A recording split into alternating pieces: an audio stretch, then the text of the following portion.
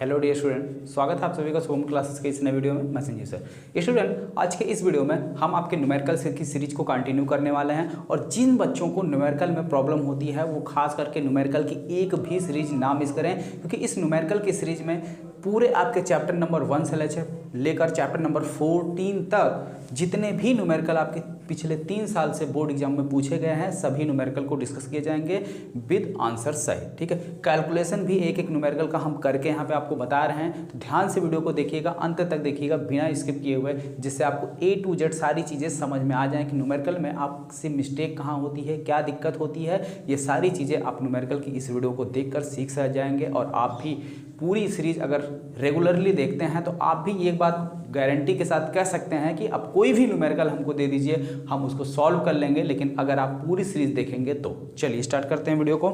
तो देखिए स्क्रीन पर पहला क्वेश्चन दिख रहा होगा, ये आपके 2019 में पूछा गया था कि 1 मिलीमीटर व्यास के चांदी के एक तार में 75 मिनट में 90 कूलाम आवेश प्रवाहित होता है। ठीक है, व्यास उसका कितना दिया है, व्यास का मतलब होता है त्रिज्या का 2 गुना, यानी कि कैपिटल R से अगर हम डिनोट करते हैं। ठीक है, तो या सीधे लिख लो 2R बराबर कितना दिया हुआ, 1 मिलीमीटर। 1 मिलीमीटर हमने कहा जो भी यूनिट दी जाती है उसको हम SI यूनिट में कन्वर्ट करते हैं।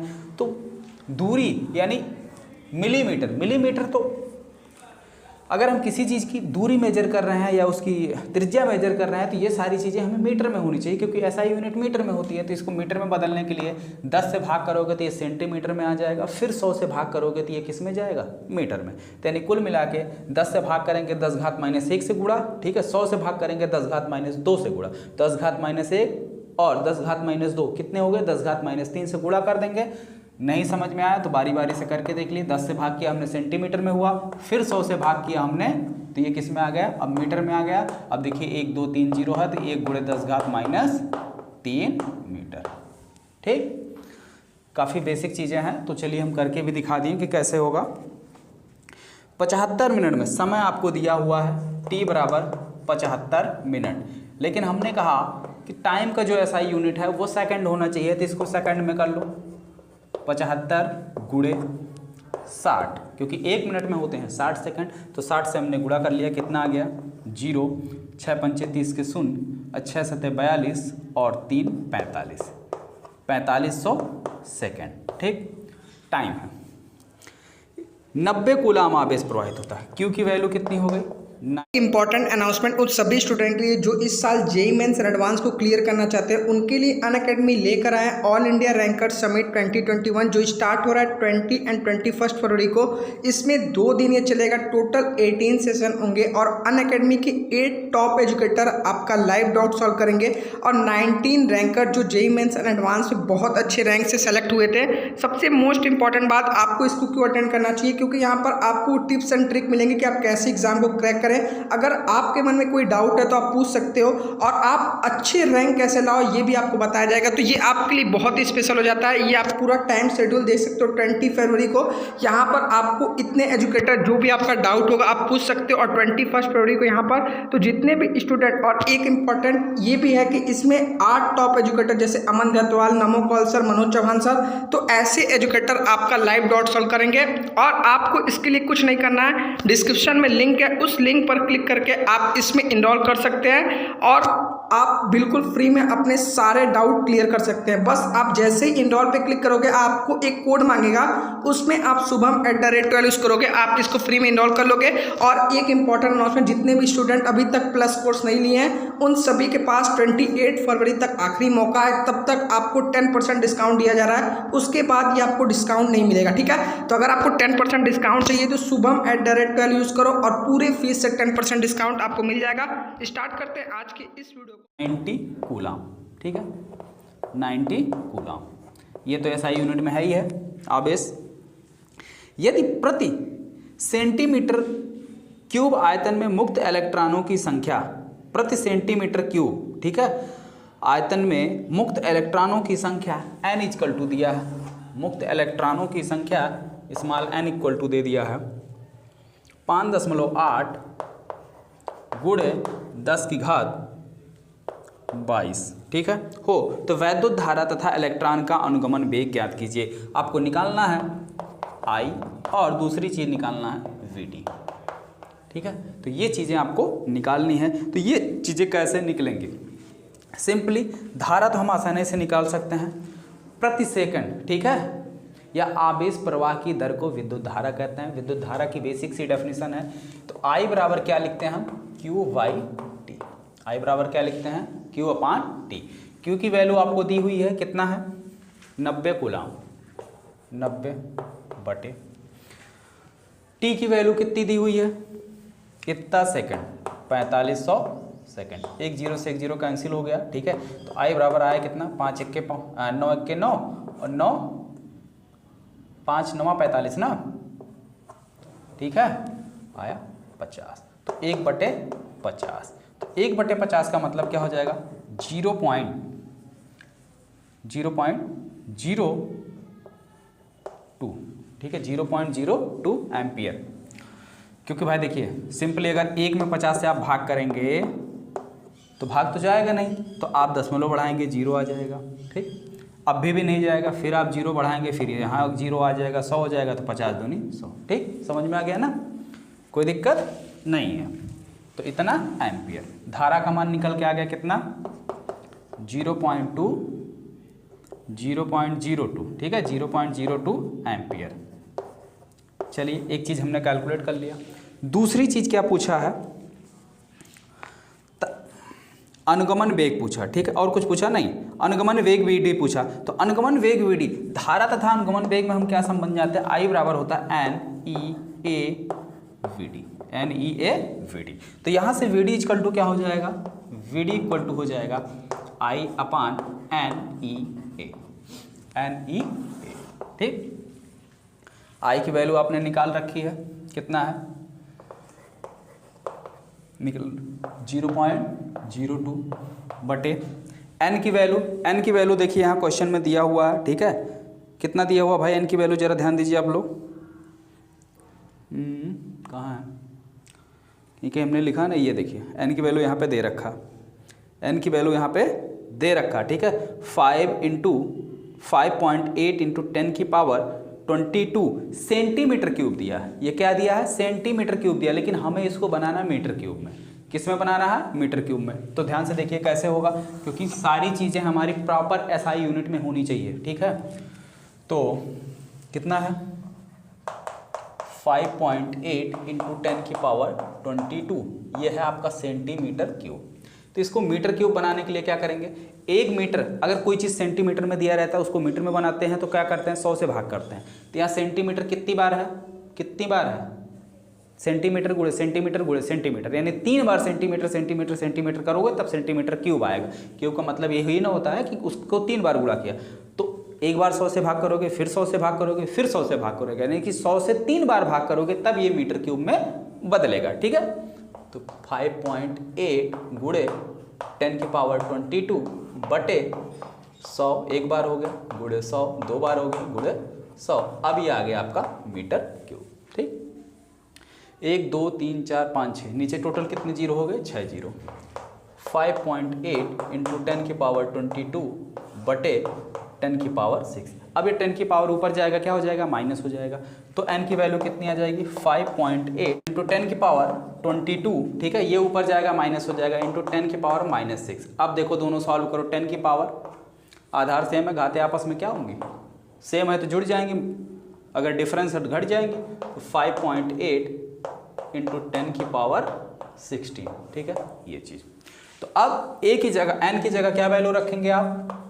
5.8 इंटू 10 की पावर 16 गुणे E। इलेक्ट्रॉन पर कितना आवेश होता है? ठीक है, इसको मिटा दे रहे हैं हम।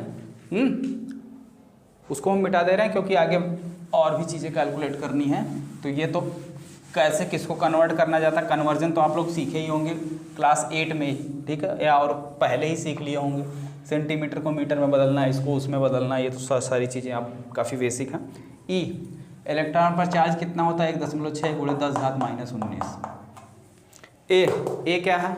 उस तार के अनुप्रस्थ काट का क्षेत्रफल है। त्रिज्या यहाँ पे दिया हुआ है, ठीक है, त्रिज्या नहीं व्यास दिया हुआ, तो त्रिज्या कितनी हो जाएगी, यहाँ से देखिए भाई ये 2r, तो r बराबर कितना हो जाएगा, 2 से इधर भाग हो जाएगा ना, तो a बराबर क्या हो जाएगा, पाई r स्क्वायर। तो पाई की वैल्यू होती है गुणे 3.14 गुणे r स्क्वायर। r की वैल्यू वहाँ से कितनी आएगी, 1/2 गुणे 10 घात -3, तो 1/2 गुणे 10 घात -3 का होल स्क्वायर, क्योंकि a बराबर क्या होता है भाई, यहीं देखिए हम साइड में लिख दे रहे हैं, a इक्वल टू क्या होता है, पाई r स्क्वायर, इसी से, ठीक है। r की वैल्यू यहाँ से आप निकाल लीजिए, पाई की वैल्यू होती है 3.14। अब थोड़ा इसको सॉल्व करिए, VD इक्वल टू 0.02 बटे, सबसे पहले हम 10 की पावर को ही अरेंज कर लेते हैं, दशमलव को, जो सारी चीज़ें दशमलव में उसको वैसे रहने दो। 5.8 इंटू 10 की पावर 16 इंटू 1.6 इंटू 10 की पावर -19 इंटू 3.14 इंटू 1/2 कितना हो जाएगा, 1/4 स्क्वायर है ना, तो 1/4 इंटू 10 की पावर -3 इंटू 10 की पावर -3, टोटल कितना हो जाएगा, 10 की पावर -6, 10 की पावर -6। अब ध्यान से देखिए, हम पावर को अरेंज करने वाले हैं, ठीक है। ये दोनों सेम है, माइनस माइनस है, तो दोनों आपस में जुड़ जाएंगे, कितना जाएगा, 16 9 25, ठीक है, सॉरी, हाँ ठीक 16, अरे यार 16, 6 और 9 कि मिलकर कितने हो गए, 25, ठीक है। 6 और 9 मिलकर कितने हो गए, 25, और 25 में से 16 क्या है, पॉजिटिव है, 25 नेगेटिव है और 16 पॉजिटिव है, तो यानी -25 + 16 कितना आया, 9 माइनस का, ठीक है, -9, तो यानी 10 की पावर को अरेंज करने पर कितना आ गया, 10 की पावर सीधे सीधे -9, ठीक है, कोई दिक्कत नहीं। VD इक्वल टू 0.02 बटे, जितने भी दशमलव वाले हैं सारे एक साथ लिखो, 5.8 इंटू 1.6 इंटू 3.14, सॉरी 3.14, 4 से यहाँ नीचे भाग ऊपर जाएगा, गुणा हो जाएगा, 4 चला गया ऊपर गुणे में, गुणे, अब 10 की पावर कितना बचा, सीधे सीधे 9, 10 की पावर -9, ठीक है। अब जरा ध्यान देखिए, 1 2 2 अंक पे यहाँ दशमलव है, ये दशमलव, 2 अंक पे यहाँ दशमलव है, खत्म। ऊपर कितना हो गया, 5 दूनी 8, VD इक्वल टू ऊपर हो गया 8, नीचे कितना है, 314 गुणे, इन दोनों को गुणा कर लीजिए, 16 8, अरे भाई नहीं आ रहा तो सिंपली एक एक करके गुणा कर लीजिए, देखिए 1.6 इंटू 8, 8 6 48 के 8 हासिल 4, ठीक है, 8 1 के 8 4 12, 16 8 128, तो 128 के 8, ठीक है, हासिल बचा कितना, 12, 16 पंचे 80, 80 और 12 कितना हो गया, 92, कितने, 1 2, एक अंक पे यहाँ दशमलव, एक अंक पे यहाँ, 1 2 2 अंक पे दशमलव आ गया, ठीक है, और गुणे 10 घात कितना आ गया, -9, गुणे 10 घात -9, ठीक। अब क्या करें, अब इन दोनों का गुणा करिए और 8 में भाग कर दीजिए, ठीक है, और इसको ले जाइए ऊपर, तो VD इक्वल टू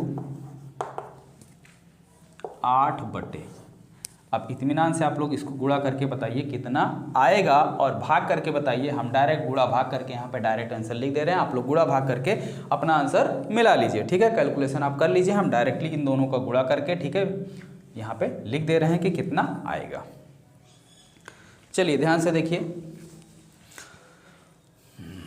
कितना है, 314 गुणे 928, 2 अंक पे दशमलव, दशमलव बाद में लगा लेंगे, तो 4 32 के 2 हासिल 3, 8 1 के 8, ठीक, 8 1 के 8 और 3 11 के 1 हासिल 1, 8 3 24 1 25,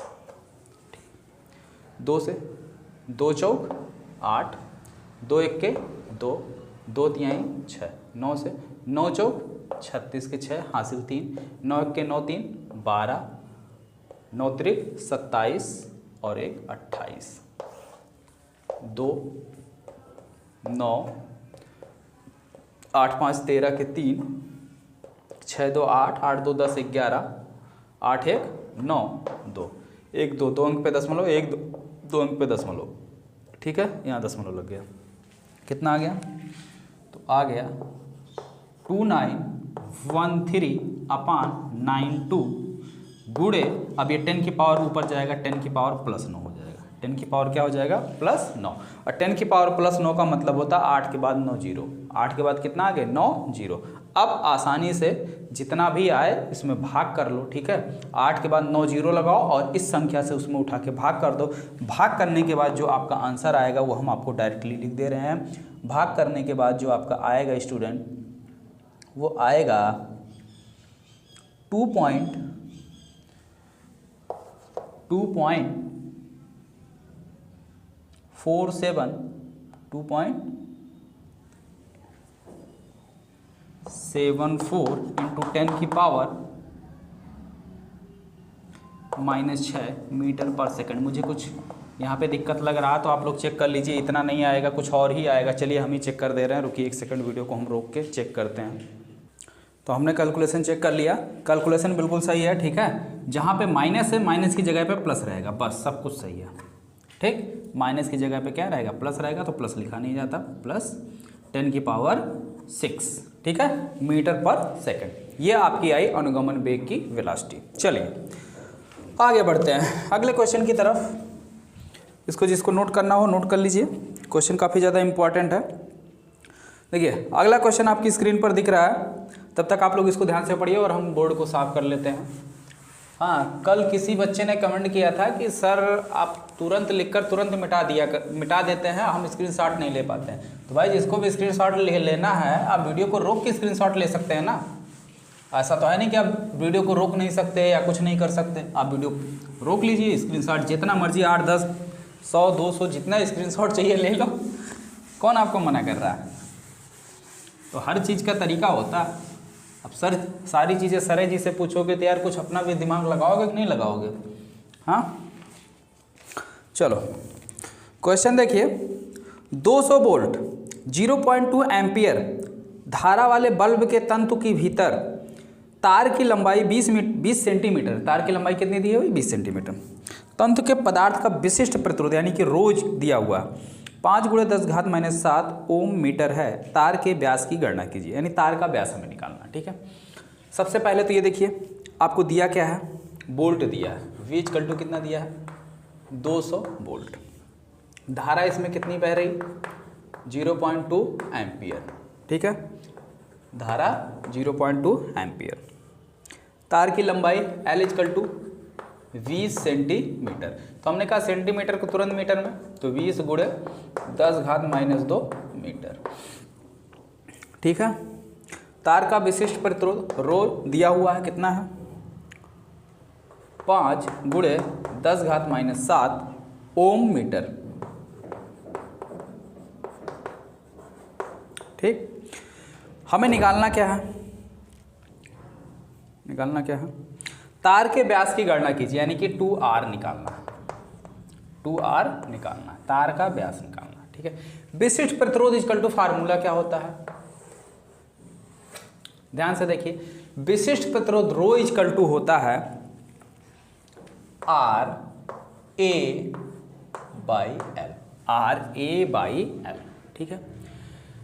ये होता है, इसी में अगर आप वैल्यू रखेंगे तो सारी चीजें निकल आएगी। A = क्या होता है πr², जहां पे R क्या है अनुप्रस्थ काट के, ठीक है, अनुप्रस्थ काट की त्रिज्या है, जो अनुप्रस्थ काट का क्षेत्रफल है, जो वृत्त बनेगा उसकी त्रिज्या है। तो हमें निकालना व्यास, तो त्रिज्या का 2 गुना कर देंगे, खट से व्यास आ जाएगा। तो सबसे पहले आप R निकालो, क्या निकालोगे R, तो R कहाँ से निकलेगा, यहाँ से, और R हमको, और कैपिटल R चाहिए, तो कैपिटल R दिया नहीं है, तो कैपिटल R हम यहाँ से निकाल लेते हैं। कैपिटल R = क्या हो जाएगा, आपको याद होगा हमने कि वेन डायग्राम बनाया था, VIR, R = B/I, R को ढक लो, B/I, ठीक है। तो यहाँ से आप कैपिटल R निकाल सकते हैं। तो चलिए कैपिटल R की जगह हम क्या लिख सकते हैं, रो, L से इधर भाग है, इधर आएगा गुणा, = R से इधर गुणा, इधर आएगा भाग A, ठीक है। तो इसको पलट के भी लिख सकते हैं, A = R की जगह क्या लिख देंगे B/I, तो V नीचे हो जाएगा, ऐसे रो L/V/I, I चला जाएगा ऊपर, तो A = row L I upon V. अब सारी वैल्यू देखिए दिया हुआ है, क्रम से रख लीजिए, सारी वैल्यू पुट कीजिए। ए इक्वल टू रो की वैल्यू कितनी है 5 × 10⁻⁷, 5 × 10⁻⁷। एल की वैल्यू कितनी है 20 × 10⁻³ आई का मान कितना दिया है 0.2 बटे वी का मान कितना है 200। ठीक, तो 1 0 से 1 0 कैंसिल हो गया। आगे देखिए ए इक्वल टू 5 दूनी 10, 10 दूनी 20, एक अंक पे दशमलव है तो एक अंक पे दशमलव लग गया, गुणे 10 घात -7 -3 कितना हो गया -10 बटे नीचे कितना बचा 20, कितना बचा 20। ठीक है, यहाँ तक बात समझ में आ गई। आगे देखो ए इक्वल टू, इसको इसमें भाग करोगे आएगा 0.1, कितना आएगा 0.1। ठीक है, 0.1 इंटू 10⁻⁻10। हमें चाहिए वैल्यू आर की, तो ए की जगह आप रखिए πr², πr² equal to 0.1 into 10⁻⁻10। तो r² इक्वल टू पाई से इधर गुणा दूसरी साइड भाग 0.1 इंटू 10⁻⁻10 बटे पाई, और पाई की सीधे वैल्यू रख लो कितनी होती है 3.14। तो 3.14 से इसमें भाग कर दो। ठीक है, और उसके बाद जो आया उसका अंडर रूट ले लो। ठीक है, उसके बाद जो आया उसका अंडर रूट ले लो। तो हम भाग यहाँ पे साइड में कर दे रहे हैं। तो सबसे पहले तो क्या करेंगे, देखिए ये रहा आपका 0.1, इसमें भाग करना है किससे 3.14 से, 3.14 से। तो एक अंक पे यहाँ दशमलव है, 2 अंक पे यहाँ, तो दशमलव अब यहाँ आ गया, इसको दशमलव को हटा लिए। यहाँ पे 10 से आप गुणा कर लीजिए, ये दशमलव भी हट गया। ठीक है, 10 से आप ऊपर नीचे गुणा करिए, ये दशमलव हट गया, यहाँ पे हो गया 10। अब भाग तो जाएगा नहीं, दशमलव ले जाइए, 100 हो गया। अब भी नहीं जाएगा, 0 ले जाइए, 1000 हो गया। कितनी बार जाएगा, लगभग 3 बार जाएगा, 14 × 42, 3 × 9। ठीक है, तो 3 × 4 = 12, 3 × 1 = 3, 1 × 4, 3 × 3 = 9। आया कितना 8, और 9 में से 5 4 गया तो 5। ठीक है, 9 में से ये 0 0। अब कितनी बार जाएगा लगभग, मान के चलिए कितनी बार जाएगा भाई, 3 × 1 = 3, एक बार जाएगा लगभग ना, हाँ 2 बार नहीं, एक ही बार जाएगा, एक बार जाएगा 314। कितना आया 6, और 7 में से 1 गया 6, 5 में से 3 गया 2, दशमलव लगाया 0 आ गया, लगभग 3 × 8 = 24, 3 × 9 = 27, 8 बार जाएगा। ठीक है, तो आया कितना r² इक्वल टू 0.0318 इंटू 10 की पावर कितना -10, 10⁻⁻10। ठीक है, अब क्या करो, दशमलव को 1 2 3 4 अंक इधर खिसका दो। तो 4 अंक खिसकाओगे तो पावर इधर क्या हो जाएगी, आगे से जब भी हम पीछे ले जाते हैं तो पावर क्या होती है, आगे से पीछे ले जाते हैं तो पावर क्या होती है, कम होती है। पावर क्या होती है, कम होती है। तो चलिए r² इक्वल टू 1 2 3 4 अंक खिसका रहे हैं, तो 318 गुणे 10 की घात -10, 4 और कम, यानी कि इसमें -4 और हो जाएगा, तो -10 -4 कितना हो गया -14। ठीक, अब r इक्वल टू इधर हो जाएगा अंडर रूट 318 गुणे 10 घात -14। ठीक है, तो ये हो जाएगा अंडर रूट 318 और गुणे 10 घात -7 मीटर।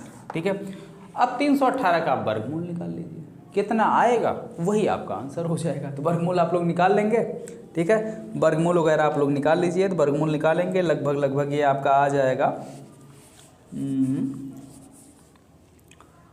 जो भी आएगा आप लोग देख लीजिएगा। ठीक है, वर्गमूल निकाल लीजिए और जो भी आए आंसर। ठीक, निकालना पड़ेगा, चलो निकाल दे रहे हैं यार, नहीं तो बोलोगे सर जी आप होमवर्क ज़्यादा दे देते हैं। इधर मिटा दे रहे हैं ना, हो गया। चलिए भाई, जिसको वर्गमूल निकालना नहीं आता ध्यान से देखो, कितना है 318। ठीक, एक बार जाएगा, पेयर बना लो, जोड़ोगे कितना हो जाएगा 2 2 1, ठीक है। अब कितनी बार जाएगा, लगभग 9 बार जाएगा, नहीं 9 बार, 9 दूनी 18, 9 9 81, 9 दूनी 18, 19, ठीक है, 9 बार लगभग।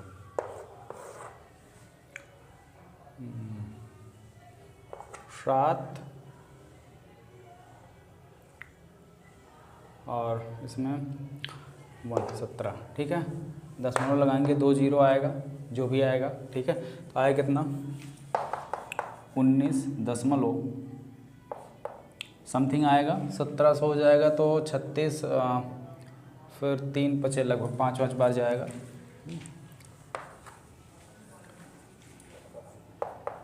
5 गुणे 10 घात -7 मीटर, ठीक है, गुणे 10 घात -7 मीटर। ये आपका आंसर हुआ। चलिए आगे बढ़ते हैं अगले क्वेश्चन की तरफ। यहाँ तक आप सभी लोग नोट कर लीजिए, जिसको नोट करना हो। आगे देखिए, आगे एक बहुत ही इम्पॉर्टेंट क्वेश्चन है, ठीक है। ये फिगर है, तब तक इसको हम फिगर बना लेते हैं और आप लोग जिसको नोट कीजिए हम फिगर बना लें। ध्यान से देखिएगा, एक क्वेश्चन मैंने बनाया हुआ है, ठीक है। फिगर आपके सामने दिख रहा है और क्वेश्चन स्क्रीन पे दिख रहा है, तो ध्यान से देखिए। पूछ क्या रहा है, विभव विभाजक सिद्धांत क्या। तो सबसे पहले आपको विभव मापी का सिद्धांत लिखना है, ठीक है। यानी कि विभव विभाजक जो सिद्धांत है उसको प्रिंसिपल, उसको आपको लिखना है। और ये चीज़ें जो है आपके विस्तृत उत्तर यानी जो 33 इंपॉर्टेंट डेरिवेशन अभी कल ही मैंने बताया था, उसमें जो है मैंने कहा था इस क्वेश्चन को आप लोग तैयार कर लीजिए।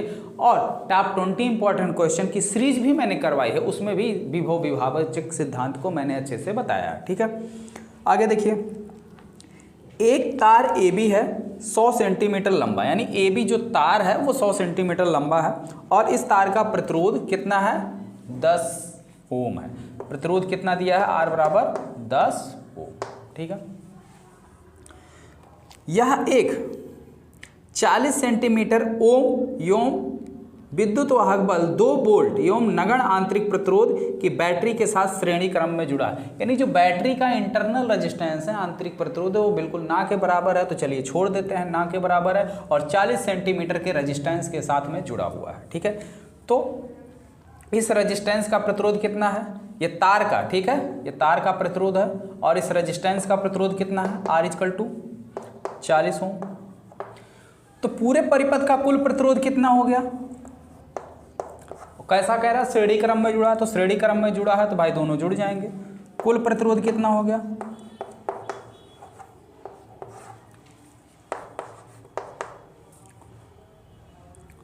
$50 ओम, या इसको R' लिख लो, ठीक है।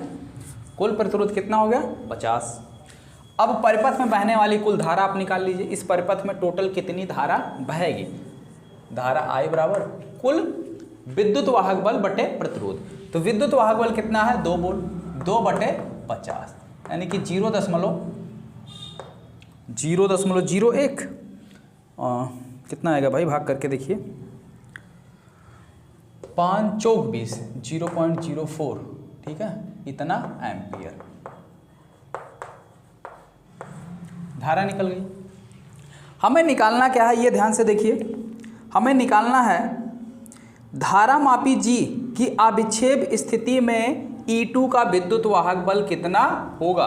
E2 का विद्युत वाहक बल पूछा हुआ है, तो E2 का विद्युत वाहक बल कैसे निकलेगा, हम जानते हैं E2 का जो विद्युत वाहक बल होगा, जितना इस अविक्षेप की स्थिति में इस 40 सेंटीमीटर तार के सिरों का बीच का विभवांतर होगा, मान लेते हैं कोई पॉइंट C है, तो E2 = क्या हो जाएगा, VAC। या आपने एक और फार्मूला पढ़ा था, E2 = K × L, जहां पे K क्या है, विभव प्रवणता है, क्या है, विभव प्रवणता है, और L जो है इसकी लंबाई। अब इस चालक तार की हम क्या निकालना है, विभव प्रवणता। तो अगर विभव प्रवणता हमें मिल जाए तो विभव प्रवणता में हम लंबाई से क्या कर दें, गुणा कर दें, सीधे सीधे इसका विद्युत वाहक बल निकल के आ जाएगा। तो अब विभव प्रवणता निकाली कैसे जाएगी, विभव प्रवणता का क्या फार्मूला होता, विभव प्रवणता को K से डिनोट करते हैं। K = होता है तार के एकांक लंबाई का प्रतिरोध तार के एकांक लंबाई का प्रतिरोध और गुणे उसमें बहने वाली धारा आई। तो तार के एकांक लंबाई का प्रतिरोध कैसे निकलेगा? तार के एकांक लंबाई के प्रतिरोध को हम किससे डिनोट करते हैं? मान लेते हैं रो डैश है, तो रो डैश इंटू आई, ठीक है, जहां पे रो डैश क्या, तार के एकांक लंबाई का प्रतिरोध है, और रो डैश इक्वल टू क्या हो जाएगा, तार की कुल लंबाई, सॉरी, तार का प्रतिरोध बटे तार की लंबाई। तो तार का प्रतिरोध कितना है? 10, 100 आया, कितना भाग करोगे? 0.1 वोल्ट पर सेंटीमीटर, वोल्ट पर सेंटीमीटर। तो के इक्वल टू कितना हो गया? 0.1 इंटू इसमें बहने वाली धारा कितनी आई? 0.04 एम्पियर, ठीक है।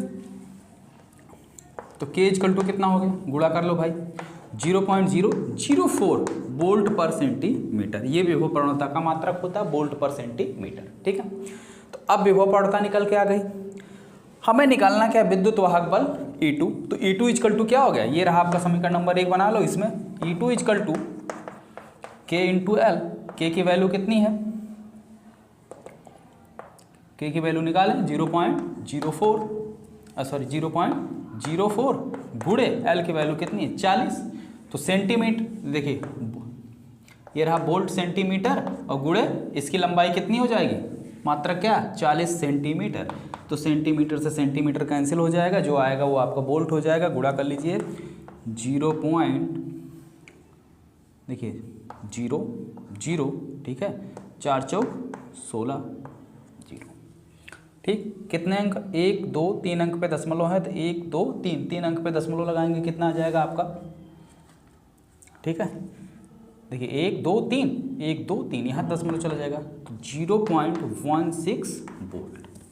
E2 इक्वल टू कितना आ गया? 0.16 वोल्ट, ठीक है। तो यानी अभिक्षेप की स्थिति में, गैल्वेनोमीटर की अभिक्षेप की स्थिति में जो दूसरा सेल लगा हुआ है उसका विद्युत वाहक बल कितना निकल के आ गया, ठीक है। क्वेश्चन एक बार फिर से समझ लीजिए। मुझे पता है कि आप लोग को इसमें बड़ा कन्फ्यूजन हुआ होगा, ध्यान से समझिए करना क्या है।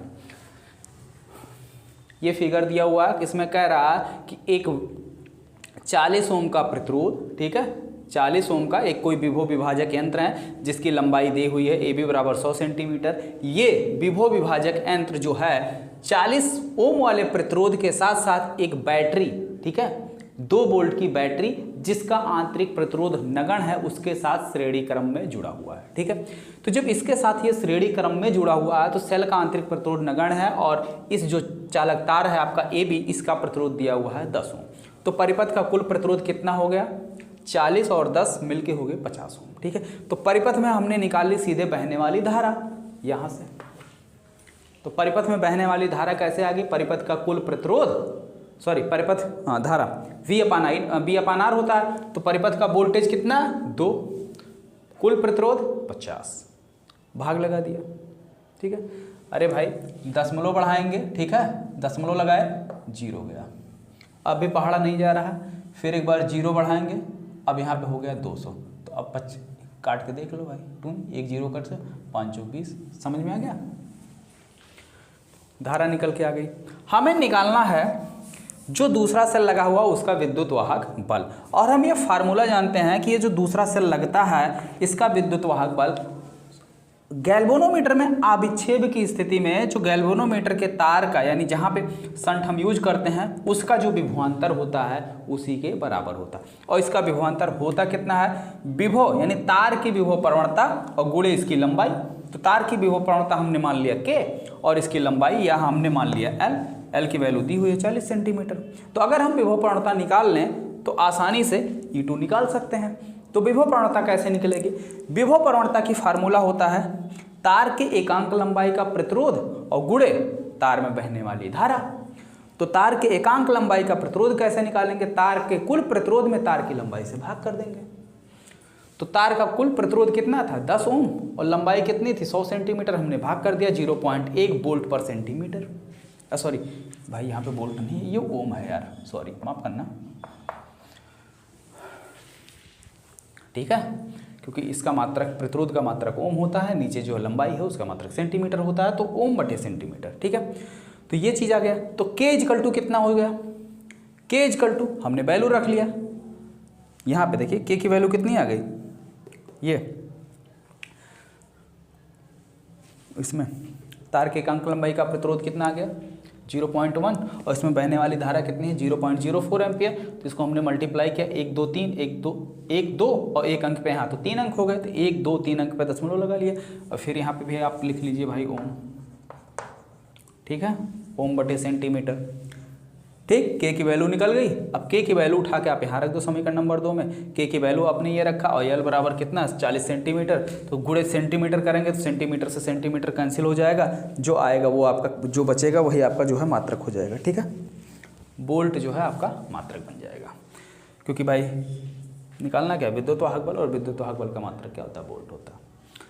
ठीक, इतनी बात समझ में आ गई अच्छे से। तो क्वेश्चन सभी लोगों को समझ लिए अच्छे से। इसी तरीके से बोर्ड एग्जाम में क्वेश्चन पूछे जाते हैं। देखिए कुछ बहुत ज़्यादा टफ नहीं है, तो अगर आप चीज़ों को ध्यान से समझेंगे, वीडियो में जहाँ पर भी समस्या आई हो, जिस भी क्वेश्चन में समस्या आई हो, आप उसको नीचे कमेंट बॉक्स में कमेंट करके पूछ सकते हैं। और इसके लिए आप जितने भी बच्चे वीडियो को देख रहे हैं, वीडियो को लाइक कर दीजिए, और जितना हो सके अधिक से अधिक शेयर कर दीजिए अपने दोस्तों में भी, जिससे वो भी अपने न्यूमेरिकल की तैयारी बोर्ड एग्जाम के लिए आसानी से अच्छे से कर सकें। और मिलते हैं फिर हम नेक्स्ट वीडियो में। तब तक आपका अगर कोई डाउट हो तो आप नीचे कमेंट बॉक्स में कमेंट कर दीजिए, और अगर नहीं समझ में आता तो एक बार वीडियो दोबारा से देखिए। ठीक, ओके स्टूडेंट, थैंक यू।